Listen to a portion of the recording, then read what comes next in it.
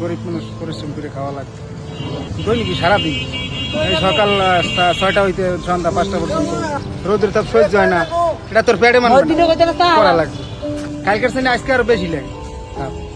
আরো শুনি বাড়বে তাই আমরা কি করবো আমরা সাধারণ মানুষ এভাবে কেমনি কি চলবো আমার লাইফ তো মোটামুটি খেতে 40-42 বছর বয়স হয়েছে